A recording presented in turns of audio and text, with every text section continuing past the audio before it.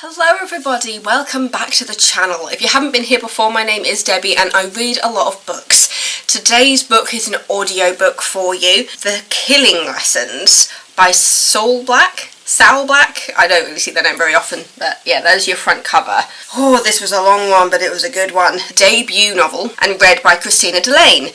If you watched my videos before, you'll probably recognise the name Christina Delane because she narrated one of the C.J. Box books, The Bitter Roots by C.J. Box, and I really enjoyed her voice when I was listening to The Bitter Roots, and so I just thought, let's see what other audiobooks she's done, and she'd done The Killing Lessons, and when I looked at the blurb for The Killing Lessons, I thought it sounded right up my alley as somebody who likes a good murder mystery. I like quite dark stuff. It's interesting that when I read about that kind of stuff, I'm okay. Visually, I don't do well. There were certain parts of this book where it was just like, if I had to view that, I would be there going, no, I don't do well with some levels of gore. I have gotten better over the years. This is somebody who has binged watch American Horror Story. I am still working on that, by the way. I am a couple of seasons behind. So I am getting better, but there are some things that I just cannot handle. Cannibalism, that kind of stuff, the involvement of like drinking blood, that can gross me out, and bones breaking. No. It just makes my body go, no, I can't handle that. But let's get in with that blurb for you so I can talk to you about this incredible book. When the two strangers turn up at Rowena Cooper's isolated Colorado farmhouse, she knows instantly that it's the end of everything. For the two haunted and driven men, on the other hand, it's just another stop on a long and bloody journey. And they still have many miles to go and victims to sacrifice before their work is done. For San Francisco homicide detective Valerie Hart, their trail of corpses, women abducted, tortured and left with a seemingly random series of objects inside them, has brought her from obsession to the edge of physical and psychological destruction. And she's losing hope of making a breakthrough before that happens. But the slaughter at the Cooper farmhouse didn't quite go according to plan. There was a survivor, Rowena's 10-year-old daughter, Nell, who now holds the key to the killings. Injured, half-frozen, terrified, Nell has only one place to go, and that place could be even more terrifying than what she's running from. Dun, dun, dun. This is 14 hours and 30 minutes to listen to on audiobook in crime and thriller fiction adults. This is definitely an adult storyline based on the things that happen, even though there are certain points when you're seeing the point of view of a child. As somebody who has grown up reading murder mysteries and things like that, and psychological thrillers, I feel like as a 16-year-old I could have handled this, so yeah, maybe 15, 16 and up is where I'd go with this. Mainly because with books you're relying on the visual that your mind creates, if you are a visual reader like I am. So it goes as far as your imagination can take you with the words written. If this was portrayed in the cinema or on TV, it would probably be given an 18 rating. R rating if you're in America. This book, oh. You see multiple points of view, including the killers, and trying to understand the mentality behind these murders. So you start off with the Rowena Cooper farmhouse story, where two strangers turn up at the house and Rowena is attacked in her own home. Her daughter and her son are in the house. The son is upstairs playing games and has his headphones on, so he has no idea what's going on. When the daughter, Nell, comes home and finds her mother on the floor, dying, Rowena basically goes, run, get out while you still can. Just continue to run. And this voice is in Nell's head for the rest of the book. Her mother telling her to run and be a brave girl and to go away and get help on all these things. But basically Rowena is just telling her daughter to run. As far as Rowena is concerned, her son is dead, even though he's not killed for a while. But Nell is the only one that survives. But it messes up the killer's plan. When Nell runs, it's like Christmas time, it is snowing. The whole book takes place over about a week. Towards the end of the book they mentioned it's been like 4 or 5 days, and it was just like, yeah, so roughly a week for the entirety of the book to happen. And when Nell runs, because you find out there's actually 2 people involved. You know that there's 2 people like on this killing team. One of them has more motivation than the other one. As I was reading this book and we heard more from the killer's point of view, it was just like, this also could be called the ABC Murders. Obviously, it doesn't actually have anything to do with Agatha Christie, but the motive of the killers fit the title ABC Murders to me. And so I was just there thinking something along the lines of like the alphabet killings or something, because just the alphabet and learning the alphabet and learning to read and write is such a big part of the killer's story, and you see him really grappling when things go wrong, because there's an order to how these killings are happening. And when the police, Valerie, that moment when they figure out part of the motive and you're just like, oh, holy shit. You're just like, okay, that did not take the turn that I thought it was going to take. Through the killer's point of view, you are also hearing his mental state, with the fact that he is hearing his grandmother's voice in his head, basically telling him off and telling him he's not doing it right and accusing him of being stupid, which, to be honest, he is portrayed as somebody who really struggled on the learning front. There's a point in the book where he has to sign his name, and you see his inner working when he's there thinking, like, I can't write. His initial starts with an X, and he talks about how, like, xylophone is such a weird word because it sounds like it should start with a Z when actually it's an X. And he talks about just trying to create the letter L, or, you know, like a long line with another shorter line, which is the foot. And it was just like, this feels very... That whole thing was like almost humanising the baddie in a way, but at the same time it doesn't.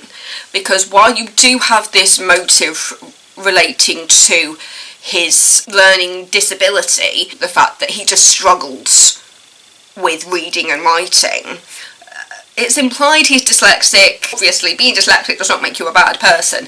It's just that this bad person happens to be dyslexic. But yeah, so you're seeing his inner workings as the book goes on, understanding why he's decided to do this the way that he's doing it, while also seeing from the point of view of the police, and then also getting the odd chapter coming from Nellie as she runs away.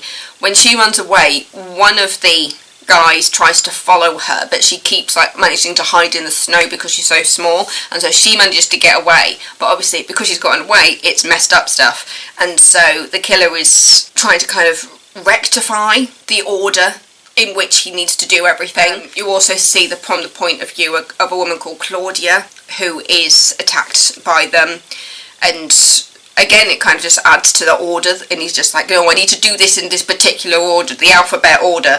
But then you also realise that he's gotten it backwards and he's gotten it wrong, and it's kind of like JKLM, that order there. He's gotten confused. Because like, there's a point at the end of the book when he's holding a lemon and somebody's like torturing him because he messed up. As they put it in the book, he fucked up. But when you get the chapters from Nell as she's running away, and she stumbles upon this derelict farmhouse which has a guy in it, and oh god, it is heartbreaking hearing from her point of view when she stumbles upon this farmhouse and this guy who she has no idea who he is. She doesn't know if she can trust him. She doesn't know if she's safe. She's still aware that somebody might still be following her. She's been running in the snow. She has hypothermia. She is freezing. And there's a point of view which was really difficult to read, even when you know that he's doing something good, where she realises that the man in the farmhouse is taking her clothes off. And it's...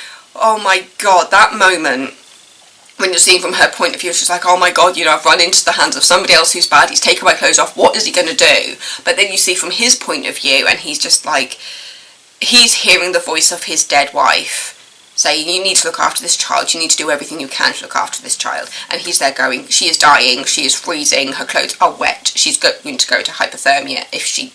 well, she is hypothermic at this point, and he's just there thinking, I need to warm her up. So he puts the fire on, he takes the wet clothes off her and dries her and covers her up in a sleeping bag.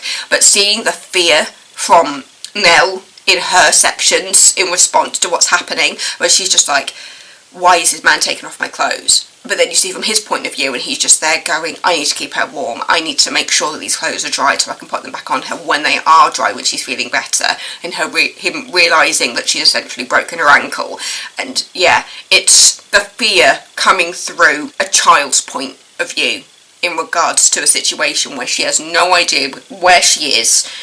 All she knows is that she's alone with a stranger, and that a very bad person has been following her while her mother lies dying at the foot of her staircase. It is truly terrifying, the book, in like the best way. I basically, whenever I had to pause it, like go back to work, if I've been listening to it on my lunch breaks, I'm a kind of person that can't just stop mid-sentence. Even when I'm reading a regular book, I can't stop mid-sentence. I have to find like the end of a page with a full stop, or the end of a chapter. I can't just stop willy-nilly. So I would be paying attention to like the chapter lengths, and paying attention to like moments in gaps where I could reasonably pause it without feeling like I was going to miss something the next time I press play. Seeing the fear from Nell in her chapters, your heart literally breaks for her. As the police are kind of going through and they realising the connections and they're understanding what they're looking at, it's just, it gets to a point where it's a bit mind-boggling, and then when you realise what's happening, you're just like, come on, hurry up, hurry up. It's because the fact that at this derelict farmhouse where this guy is staying, like, he's cut off.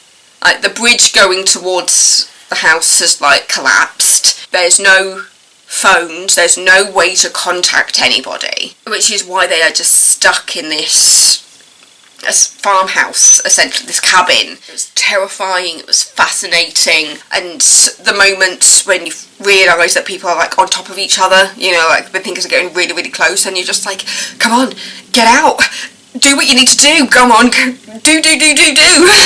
I remember explaining the concept of this book to a friend at the theatre, and saying this is what I'm reading at the moment, or what I'm listening to at the moment, and he was just like, that sounds fascinating. And he was just like, it is so interesting. And I've said before, I'm incredibly interested in the psychology of things, especially in regards to like murderers and people who commit crimes on a regular basis. I'm just incredibly interested in the fact that any normal person can snap. Like, we all have the ability to do something like that, but there's something that like stops us from doing it, whether it's morals or something, and like what it takes for somebody to kill somebody, and what it takes for somebody to be that wrapped up in their own motivation that they have to like see things through. And it's like in the case of this book, it's the fact that there is an order to it. He has to do it in alphabetical order, and when it goes wrong, he messes up because it's not gone to plan. And so he focuses so much on trying to get it right, to getting the order right, that he forgets other things that he technically should be doing in order to protect his identity. Yeah. Why is it so fascinating? Why? Or why is it so fascinating to me? I know it's fascinating to other people as well, because otherwise we wouldn't have like true crime podcasts and documentaries and Wikipedia pages dedicated to like people that go missing and murderers and that morbid curiosity, fascination. This was an incredible book. If you, like me, you like your murder mysteries, you like your horror, you like to be kept on your toes, and you like those twists, I definitely recommend this book. The Killing Lessons by Saul Black, read by Christina Delane, whose voice, again, was absolutely incredible, hearing her read this story.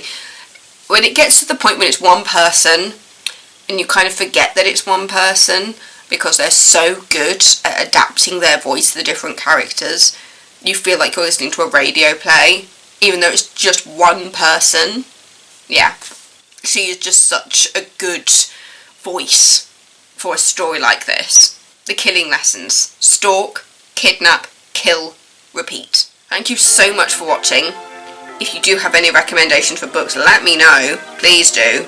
You can tell I love reading. Don't forget to subscribe if you're not already.